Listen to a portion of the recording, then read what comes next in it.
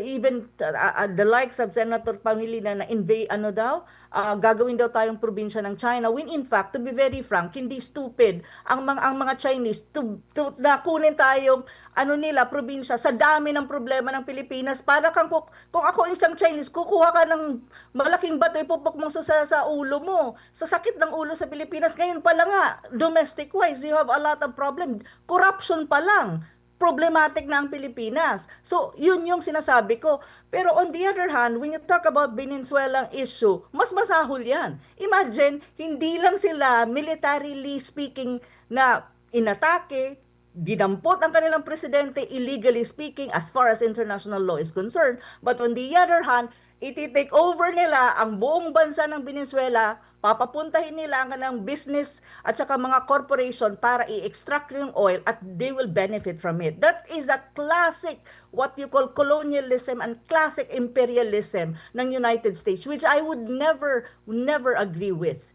And I really hope that our country will never be in that position now or in the future. Kaya nga sinasabi ko lagi, ang mga Pilipino, open your minds to the reality na ang dapat ang Pilipinas, marunong kang pumosisyon sa mga nangyayari sa mundong ito, na ang gulo ng mundo. So dapat ang presidente mo marunong mag-isip, alam niya kung paano niya ipuposisyon ang Pilipinas sa tamang lugar.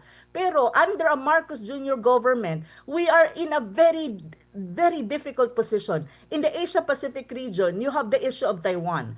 At tayo ay hawak sa liig. Si Presidente Marcos Jr. is hawak sa liig ng mga kano.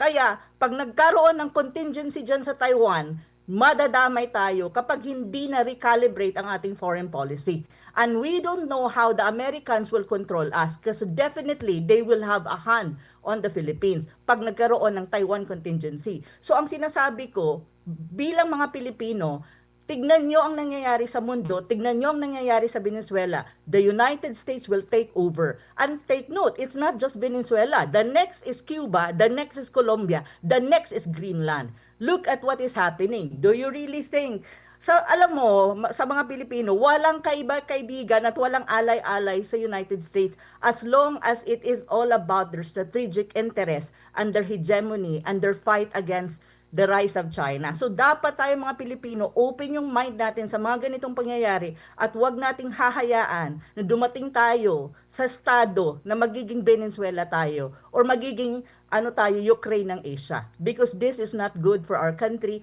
As far as I am concerned as a Filipino, I will never agree with this and I will fight for my country's sovereignty as far as I am concerned. So ito yung mga lessons learned dapat na, hay nako, may mga senador tayo na napaka-stupid ng mga statement na sometimes hindi ko maintindihan kung asan ba ang kanilang loyalty. Sa flag ba ng Pilipinas, sa bansang Pilipinas ba, o sa Amerika?